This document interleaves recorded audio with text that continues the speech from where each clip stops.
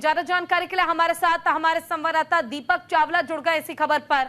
दीपक, देखिए, नरेश मीणा की गिरफ्तारी हो गई। गिरफ्तारी के दौरान हिंसा भी देखने को मिली, लेकिन लगातार पुलिस कार्रवाई जो है वो करती रही, एक्शन मोड में नजर आई।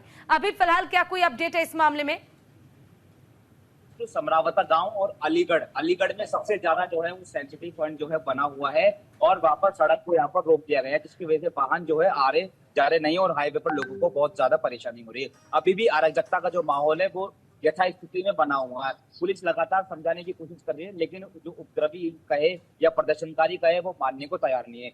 किरोड़ीलाल मीणा, जो कि मीणा समाज के एक बड़े नेता है, मंत्री भी है, और वो वार्ता करने के लिए पहुंचे थे, समझाने के लिए पहुंचे थे, लेकिन वहां पर प्रदर्शनकारी कहते हैं कि अगर आप नरेश मीणा की रिहाई की बात करते हैं तो बात करें, वरना आप जा सकते हैं। और किरोड़ीलाल मीणा वहां पर मुश्किल से 5-10 मिनट में नहीं रुके और प्रदर्शनकारियों ने किरोड़ीलाल मीणा को ही वहां से भेज दिया। तो आप अंदाजा लगा सकते हैं कि प्रदर्शनकारियों में कितना ज्यादा गुस्सा है। जो नरेश मीणा है, जिसने एसडीएम की थप्पड़ मारा था, उसको यहाँ पर गिरफ्तार कर लिया गया है और बताया जा रहा है कि टोंक से उसको लेकर पुलिस रवाना हो चुकी है। अब संभवतः उसे कुछ देर में जयपुर लाया जा सकता है या फिर जयपुर के आगे जो अजमेर है वहां पर लेके जा सकता है। हालांकि किसी को अभी बताया नहीं है कहाँ लेकर जाएंगे, क्योंकि टोंक में अगर उसको रखते हैं तो वहां पर जहां उस थाने में रखेंगे तो वहां पर बड़ी संख्या में लोग वहां पहुंचेंगे और ज्यादा उपद्रव की अराजकता फैलेगी। इसलिए उसको टोंक से रिप्लेस करके कहीं जयपुर में लाया जाएगा, जयपुर के आगे लाया जा रहा है। वो अभी कुछ देर बाद खुलासा आएगा कि उसको कहाँ लेकर आया है, लेकिन टोंक से जो नरेश मीणा को जो पुलिस की टीम है वो लेकर रवाना हो गई है। अलीगढ़ की मैं बात करूँ तो अलीगढ़ में सबसे ज्यादा सेंसिटिव पॉइंट बना वहां पर पीटीआई के जो पत्रकार है और कैमरामैन है, उनके कैमरे को भी जला दिया गया है। और स्थिति ऐसी है कि वहां पर कोई अगर व्यक्ति मोबाइल निकालता है,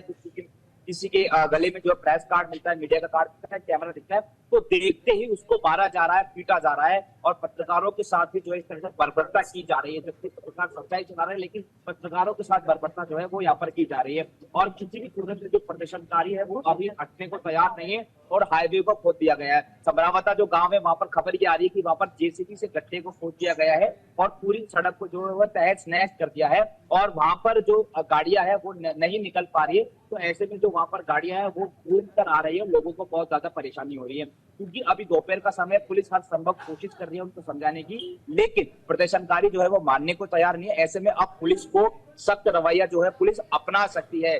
संभव से मान के चल सकते हैं कि जिस तरह से रात में जो है अब पुलिस ने कल रात के अंधेरे में पुलिस ने जिस तरह ठोस कार्रवाई की थी, एक्शन लिया था, संभव से जैसे अंधेरा हो सकता है तो हो सकता है अंधेरे में हमेशा पुलिस ठोस कार्रवाई करती है। लाठीचार्ज कह सकते हैं कि पुलिस जैसे अंधेरा हो तो ठोस कार्रवाई कर सकती है और रास्ते को खाली करवा सकती है। बहुत जगह इस तरह की खबर सामने है। देखिए, जो अलीगढ़ है, समरावता गांव में, उसके अलावा भी और भी कई सारी ऐसी जगह है, टोंक, कुंडियारा, देवली में, जहां पर जगह जगह पर लोग जो है इकट्ठे हो रहे हैं और रोड जाम कर रहे हैं। सबसे महत्वपूर्ण बात जो ग्रामीणों से निकलकर सामने आ रही है, मैं भी ग्रामीणों से लगातार संपर्क में हूँ, उनका ऐसा कहना है कि हमारे गांव में ये बाहर के लोग फोन आ गए हैं और ऐसा ये क्यों कर रहे हैं। जो अलीगढ़ है या समरावता गांव है वो मीणा समाज के लोग वहां पर ज्यादा रहते हैं, तो वो स्थानीय जो लोग है वो अपने घर पे है, आराम से है, लेकिन वो लोग जो है सड़क पर नहीं निकल रहे, वो लोग प्रदर्शन नहीं कर रहे। तो ऐसे में खबर ये है कि बाहर के लोग जो है वो ज्यादा आए। संभवतः ये बाहर के लोग कहाँ हैं, ये जांच का विषय। बहरहाल जो है पुलिस उनको समझाने की कोशिश कर रही है। पुलिस का कहना है कि नहीं मानते हैं तो पुलिस कठोर कार्रवाई की।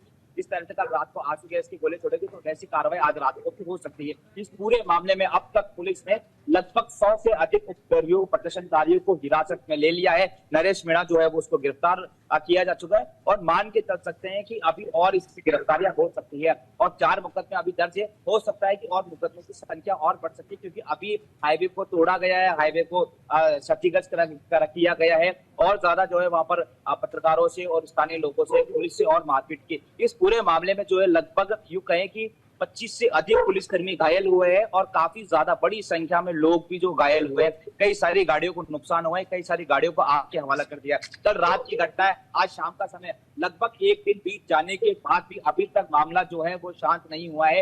हालांकि नरेश मीणा को जरूर गिरफ्तार किया था। इसके ठीक विपरीत अगर आरएएस की बात करें तो चित्तौड़गढ़ में, सीकर में, जयपुर में कई जगह खबर आई है कि आरएएस ने जो है इस घटना का विरोध किया है और जो है शटडाउन, रनडाउन किया है, यानी कि कार्य का बहिष्कार किया है। आरएसएस का कहना था कि नरेश मीणा को गिरफ्तार नहीं किया जाएगा तो आने वाले दिनों में हड़ताल की जाएगी। हालांकि नरेश मीणा को गिरफ्तार कर लिया है तो संभव है अब हड़ताल जो है आरएसएस की नहीं होगी, लेकिन आरएएस जो संगठन है उन्होंने इसका पुरजोर जो है विरोध किया है। अब इस पे बड़ा सवाल ये बनता है कि नरेश मीणा को कहां पर रखा जाएगा, क्योंकि टॉप में उसको रखते हैं तो टॉप में उपद्रवी और ज्यादा जाएंगे और ज्यादा उपद्रव फैलेगा। तो ऐसे में नरेश मीणा को किसी सुरक्षित स्थान पर जो है शिफ्ट किया जा रहा है। वो सुरक्षित स्थान जयपुर हो सकता है, अजमेर हो सकता है, या कोई भी जगह जो है वो हो सकती है।